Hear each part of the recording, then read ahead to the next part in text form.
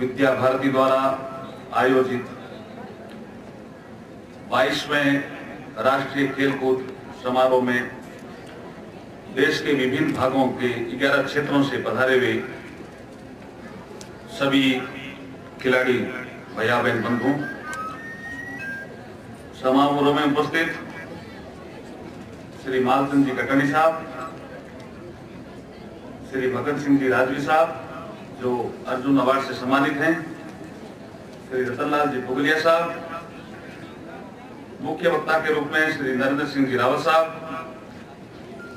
हमारे खाजूवाला के विधायक डॉक्टर विश्वनाथ जी, डॉक्टर जतन जी बापना, राधेश्याम जी शर्मा साहब, गजेंद्र सिंह जी भाई साहब और बीकानेर शहर के सभी गणमान्य नागरिकों, पत्रकार साथियों, आज इस 22वें राष्ट्रीय खेलकूद समारोह में उपस्थित होकर मैं अपना आप को गौरवान्वित महसूस कर रहा हूं कि शिक्षा के क्षेत्र में, खेल के क्षेत्र में विद्या भारती जिस तरह से काम कर रही है, उससे देखकर ऐसा लगता है कि आने वाले समय में खेल और शिक्षा के क्षेत्र में विद्या भारती का स्थान बहुत ऊंचा रहने वाला है।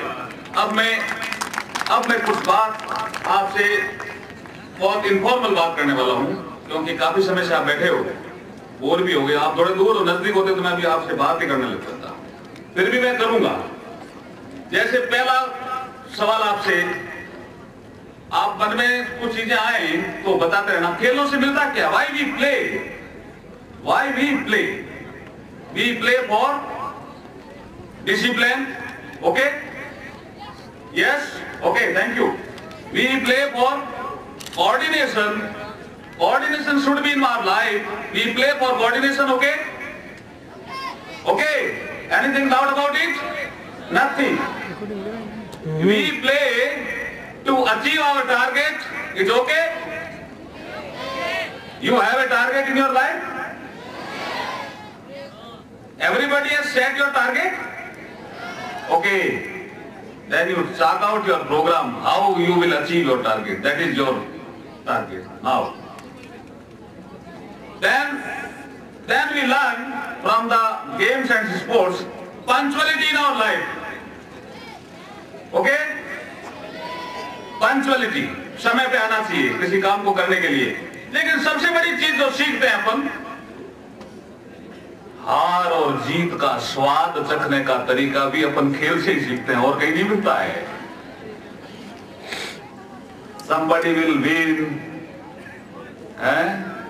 somebody will lose, but ये जो स्वाद है ये खेलों से ही मिलता है और कहीं से नहीं मिलता है। तो अभी ये 3-4 दिनों में आप ये चखने वाले हो स्वाद। हार से निराश नहीं होना, जीत से बहुत ज्यादा उल्लास भी मत होना, जीत को बरकरार रखने का प्रयास करना, और अगर हार भी मिले तो हार को जीत में कैसे परिवर्तित कर सकते हो, इसका निरंतर प्रयास करना। थैंक यू भाई साहब, थैंक यू। अब मैं छोटी सी बात, एक घटना जो हमारे श्री रविशंकर, नाम सुना है क्या? साउथ से कुछ लोग आए होंगे, ये बेंगलोर वगैरह से सुना है, और नॉर्थ में भी सुनते हैं आजकल। क्या उनकी संस्था का नाम? आर्ट ऑफ लिविंग, सुना है ना? यस। और एपीजे अब्दुल कलाम का नाम सुना है क्या? वो क्या थे? इस देश के राष्ट्रपति भी थे और इस देश के युवाओं की धड़कन भी थे, पता? इतने युवा उनको ईमेल करते थे और सभी युवाओं को वो ईमेल का जवाब देते थे। ऐसे राष्ट्रपति जी को मैं प्रणाम करता हूं, नमन करता हूं। उनका एक बार मीटिंग हुई, संवाद हुआ बेंगलोर में, और उनके